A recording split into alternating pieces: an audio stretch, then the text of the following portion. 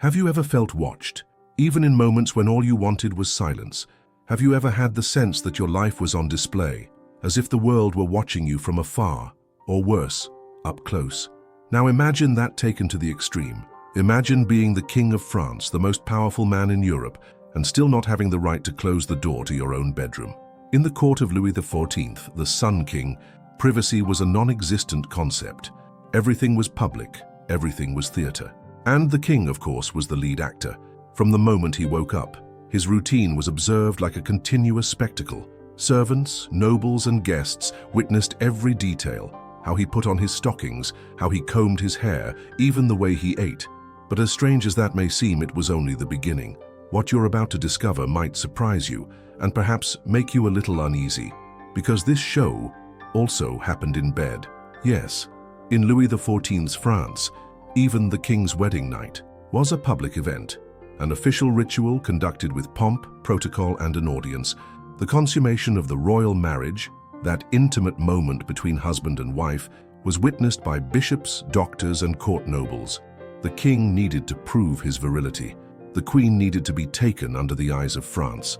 And the people, even though not present, needed to believe an heir was on the way. Have you ever experienced something that stripped you of control over your own body? A moment when what was yours became a symbol, a proof, a function, because that's what this story reveals. That power, when absolute, can be a prison as brutal as any cell, that even the most admired king in Europe couldn't afford to love in silence. While the young queen waited surrounded by cold, attentive faces, the king prepared. But would anyone, even at the height of power, truly be ready for this kind of humiliation? Stay with me, because what happened in that royal bed will shock you. If this has already caught you by surprise, subscribe now and turn on the notification bell, because what happened in that royal bed will shock you. Louis XIV was more than just a king. Wearing the crown wasn't enough. He needed to be the crown. In his mind, the throne wasn't beneath his feet, but pulsed within his skin. If governing was an act of authority, then the royal body had to be an instrument of that authority. There was no room for weakness, nor for empty gestures. Everything around him was performance, but a performance taken so seriously that it became reality. And thus was born the Sun King, the one who didn't just illuminate but demanded to be seen at all times by everyone, in every moment. The image of the sun wasn't a poetic metaphor, it was a power strategy. Just as the Sun King remains always in the sky, visible, constant, and absolute, the monarch too should always be in evidence, governing with the brilliance of his presence. It didn't matter if he was in a hall, a corridor, a garden, or the bedroom. His existence needed to be witnessed, and if the sun never hides, the king couldn't disappear into the shadows, not even in his most intimate hours. Vanity? Perhaps. But it was more than that. It was control. It was narrative building. Louis understood that governing others' bodies required, above all, controlling his own. That's why he displayed himself as a symbol of strength, fertility, youth, and dominance, even as time worked against him. The royal body was a showcase of stability, and as such it couldn't fail, not in his walk, not in his gaze, and certainly not in the conjugal bed. Every gesture carried weight. Every touch had a political subtext. When he touched the queen, he also touched diplomatic alliances. When he glanced at a mistress, he sent signals to the entire court. Even the silence between the sheets was interpreted by ministers and enemies. The king's pleasure was state politics, and failure, a cause for rumors, instability, or even, well, after all, if the sun doesn't warm, can it still rain? And here lies the most disturbing point of all. If even the sexual act needed to be witnessed, narrated, analyzed, what remained human in that figure? If even nudity was public, what was left of intimacy? Perhaps nothing, because in the kingdom of the sun, even desire had to unfold under total light, without curtains, without pause, without protection, a life so illuminated, it burned. Do you think this is still power, or already a prison? Tell me in the comments how you would feel living under this kind of constant scrutiny. Royal marriage in that era was a contract. There was no room for romance, much less for freedom of choice. Louis XIV married Maria Theresa of Austria, not because he felt any passion for her, but because she represented an agreement between two empires. The daughter of the King of Spain, she brought with her centuries of rivalry, wars, and disputed borders, and the promise of peace. That ceremony didn't just celebrate the union of two young people, it marked the temporary end of a conflict that had drained resources and lives. When Louis said "I do," what he was truly affirming was, "I accept this political alliance. I accept this stability. I accept this transaction." And however cruel that may seem, it was considered sacred.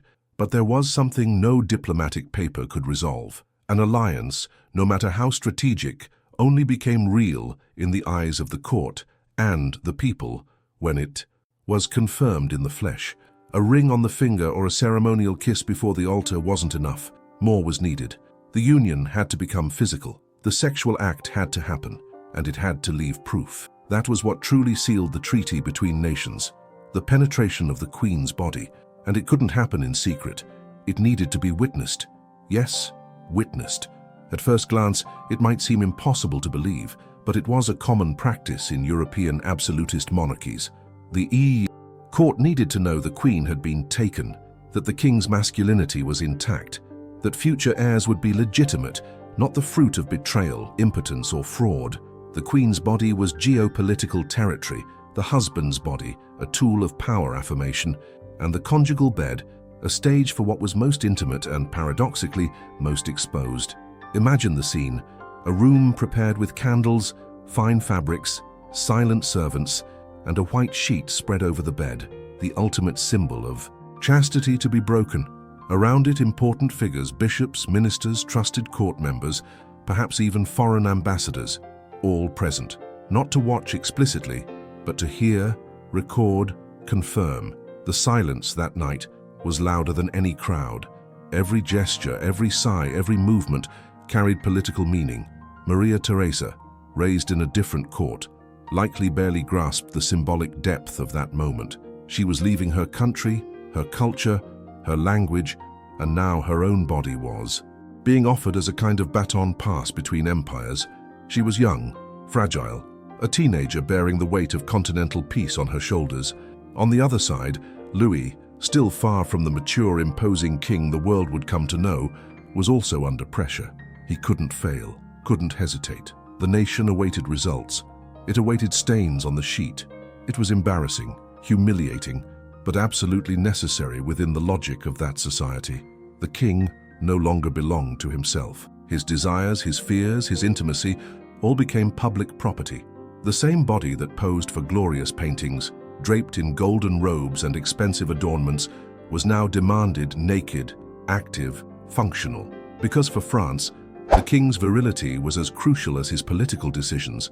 It was a symbol of continuity, strength, stability. If the king didn't consummate the union, what else might be failing to sustain it? And the most disturbing part, even if consummation occurred, it would be discussed, debated in salons, whispered among maids, noted in diaries. No privacy, no compassion. The royal bed wasn't made for rest or pleasure. It was made to be a stage. The performance had to be convincing and, if possible, fertile. History records that the act was successful, that the marriage was consummated according to protocol, but no one wrote about the averted eyes, about the embarrassment in the air, about the absence of choice, about the humanity crushed by a ritual. If this dive into the intimacy of power has surprised you as much as it did me, leave a like. This helps keep this kind of story alive here. In that era, Maria Theresa was only 21 when she was sent from the Spanish court to the French one with a single purpose: to marry King Louis XIV and with her own body secure the alliance between two of Europe's greatest powers. She was young, yes, but not her own master.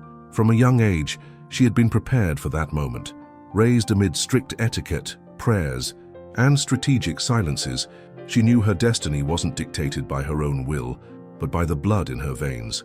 Being the daughter of the King of Spain meant being a bargaining chip, and in that game, love was worthless. What mattered was the womb. In the monarchy, the Queen's body was never just a body. It was a battlefield, a bridge between kingdoms, a promise of continuity, and Maria Theresa carried that weight in her womb, even before meeting her husband. Her youth didn't inspire tenderness, it sparked expectation. She was looked at as if she were fertile land about to be sown, and when she crossed the border into France, she brought in her luggage, not just jewels and dresses, but the duty to conceive. For the French court nobles, she wasn't a woman, she was a symbol, a diplomatic womb, as many called her in letters and records of the time. Her value was directly tied to her ability to produce a legitimate heir. Being beautiful, kind, or educated, though she wasn't enough. She had to be fertile. And not only that, her fertility had to be proven, validated, witnessed. A brutal, cruel concept that today seems unacceptable, but back then, it was protocol. The wedding night, therefore, wasn't a celebration. There was no soft music, no tender words exchanged in private. What there was tension, ceremony, the weight of dozens of eyes, some physically present, others represented by papers, obligations, expectations. That night, Maria Theresa wasn't a newlywed young woman. She was a territory being taken, a mission being fulfilled, and if all went well, she would be a good queen. But what if it didn't? If the act wasn't consummated? If there was no blood on the sheet? If the king failed? Or if she didn't conceive quickly? The female body in such cases was always the first to be questioned, always has been. The blame fell on the womb, not the throne, because it was expected that the woman be ready, silent, submissive, and available. She belonged to France, even, before she understood what that meant. No one knows exactly how Maria Theresa felt in that candle-lit room, surrounded by uncomfortable silences, but we can imagine. Raised in a strict Catholic education, with little familiarity with her own body, she was now being stripped, metaphorically and literally, so that the most intimate act of life became a public examination. What should have been the start of a life together turned into a kind of test, and she, the object of the experiment. And when it was over, when the sheet was collected, the reports recorded, and the whispers began in the corridors of Versailles, she lightly dressed again, in silence, knowing she wasn't just a wife, nor just a queen. She was a function, continuity, a cog in the power system that demanded from its female bodies not just presence but productivity. Have you ever stopped to think about how many women throughout history had their bodies used as currency for power? When nobles were invited to witness the king's wedding night, or better said, the most politically significant sexual performance of the century, they had no choice. Refusing meant more than displeasing someone. It meant placing oneself on the margins of a system where presence equaled power. A noble absent from a royal ritual like that was immediately labeled an opponent, ungrateful or unworthy. And in a court like Louis XIV's, being invisible was a fate worse than death. Many obeyed with a knot in their stomachs. There are accounts of counselors who sweated compulsively, who discreetly fainted, who averted their eyes the whole time despite trying to maintain composure. Others fixed their gaze on some neutral spot on the wall or floor, pretending normality in the face of something that was anything but normal. Some, more skilled in the game of appearances, practiced neutral expressions to hide repulsion or embarrassment. The silence was deafening, the tension cutting. Each of the attendees knew they weren't there to judge. They were there to confirm, to validate, to keep the throne's machinery turning, even at the cost of their own dignity. The order was simple: witness, record, and applaud. Yes, they applauded, discreetly, with the subtle tap of gloved palms or a restrained nod of approval, as if they had just watched a well-acted play, because in a way, that's what it was, a theater. And everyone there knew there was no room for improvised lines. Everyone had a role, including those who merely observed, but a greater tension hung in the air, a doubt no one dared voice, yet lingered like smoke on the gilded ceiling of the royal chamber. What if the king failed? Because yes, behind all the pomp, behind the cloak of absolute power, there was a man of flesh and blood, and like any man, he too could feel fear, anxiety, pressure, and before so many eyes, even the youngest, healthiest body could hesitate. An erection, which should have been a simple biological response, there became a test of sovereignty. And if it failed, the impact would be devastating. The failure of Louis XIV that night wouldn't be seen as a mere intimate difficulty. It would be interpreted as a politically dangerous sign, a harbinger of a weak reign. A questioned virility was like a dulled sword. It didn't cut. And if the king couldn't take his wife, how could he take a province, dominate a war, control his ministers? Rumors in the court were like fire on dry straw.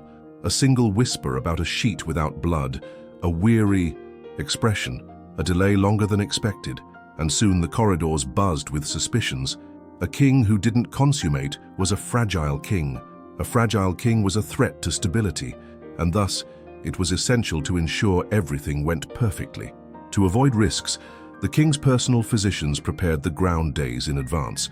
There were specific dietary instructions, aromatic baths with aphrodisiac herbs, invigorating massages, and even recipes with exotic ingredients brought from distant regions promising to boost male potency. Mandrake root, spiced wine, cinnamon and clove infusions, all were tested, all were necessary, because the king's body had to be ready, had to function. There was no room for error, nor for humanity. And perhaps the greatest paradox of this story lies here. The most powerful man in France, the sun that lit the kingdom, that night, was just a trembling body under demanding eyes. A young man, with the world on his shoulders, knowing a single misstep could unravel alliances, spark crises, and cast doubt on his entire authority. Because in the throne of Versailles, even the bed was an arena, and there, one failure could mean never truly being king again. If this shocked you, imagine what's still to come. Subscribe to the channel and turn on the notification bell, because the real history is far stranger and darker than what you learned in school. The witnesses of the wedding night were there to confirm a function, to attest, in an almost bureaucratic manner, that the ritual had been successfully completed, and the records of the time left no room for doubt. In dry, formal, almost clinical texts, one might read something like, "The king lay with the queen in the presence of the cardinal, the duke and the royal physician. The consummation was satisfactory." Satisfactory, a word more fitting for a military report than the first night between two newlyweds, and that's what it meant. Mission accomplished, sovereignty preserved, fertility confirmed. There was no talk of emotion, much less of pleasure. The act was a tool, and once performed, with the proper supervision and approval, the court could breathe easy, because now there was certainty. The king was a man, and as a man he could reign without being challenged. The sheet, collected after the night, became almost a state document. Rumors ceased, allies were reassured, politics moved on. But what might escape our modern understanding is how this gradually became normalized. What began as an exceptional gesture, the need to confirm a royal marriage's consummation in a delicate context, turned into tradition, and worse, it became a model. Nobles of lower ranks, hungry for prestige and proximity to the throne, began to mimic the king's rite. Some even staged their own wedding nights before select circles of witnesses, believing it would bestow the same aura of power, virility, and dominance. It was as if, by repeating the monarch's choreography, they could touch a bit of his light. They replicated the etiquette details, the room's arrangement, the positioning of observers, all carefully studied to recreate, on a smaller scale, the king's experience. And thus, what was already absurd became commonplace. Intimacy lost all meaning. The bed became a stage, the body a ritual, sex a spectacle. Versailles, already known as Europe's great political theatre, also became an erotic one, not in the sense of pleasure, but of representation. The court organized itself around what was seen, or supposedly seen. It didn't matter if the excitement was real, if the gesture was spontaneous. What mattered was the appearance, the image, the performance. Some accounts tell of couples preparing their bodies like artists before the act, baths with specific fragrances, instructions for servants on lighting and silence, pre-torn clothes to ease the scene, all to make the moment seem more natural, more worthy of being narrated afterward. Sexual performance became a status code. Those who performed well ascended, those who refused disappeared, and so the absurdity ceased to be a scandal and became etiquette. The most intimate human gesture was gradually swallowed by layers of protocol, politics, and vanity. What remained of spontaneity was erased by the demand to appear strong, fertile, dominant, because in that universe being seen was more important than being felt. The body, once again, wasn't flesh. It was a symbol of power, of masculinity, of control. And like all symbols, it needed to be exposed, proven, confirmed, repeated, until it lost any trace of humanity. And perhaps the most disturbing aspect is this: how an entire court, and later an entire country, grew accustomed to applauding in silence what should never have been public. Be honest, did you already know this kind of ritual existed in royal courts? Or did this part of history catch you completely off guard? Tell me in the comments. This entire concept didn't stop there. On the contrary, it spread like an elegant poison, contaminating how marriages came to be viewed among European nobles and courts. Love, which in its essence should be exchange and companionship, turned into theatre. The woman, who should have been a partner, became a tool. And sex, that which is born in the heat of intimacy and surrender, was caged within a cold, meticulous script. The idea that the sexual act needed to be validated by third parties didn't disappear over time. It merely changed form. It lived on in calculated alliances, strategic marriages, silent brides handed over as diplomatic pieces. The function of the female body came to be observed, measured, and above all, controlled. How many conceived when they didn't want to? How many lay in silence, not out of desire but out of fear of displeasing? How many spent their lives believing their existence only made sense if accompanied by an heir and a respectable name? And this legacy didn't stay within palaces. It overflowed into society, into smaller salons, into bourgeois marriages. The logic that pleasure must be proven, that sexual performance defines someone's worth, infiltrated even the most common relationships. It created generations that confused sex with approval, that traded intimacy for performance, that learned to make love as if presenting a resume. What was once a symbol of the king's power became a standard for many men, and for many women, a prison without bars. Now think with me, if the most powerful man in France, the Sun King, couldn't even live his wedding night without an audience, is that still power? Or is it already a prison? This is the question that might sum it all up. Louis XIV had everything. Armies at his command, untold wealth, the most lavish palace in Europe, a legion of subjects ready to obey his every order. But there was a door he couldn't close, a candle he couldn't extinguish, a moment that could never be just his. The same man who could imprison or free, who decided wars and treaties, couldn't decide what happened between his own sheets. His first married night didn't belong to him. It belonged to France, to the court, to history, to duty. And perhaps, in that silent surrender, lies the most painful truth about absolute power.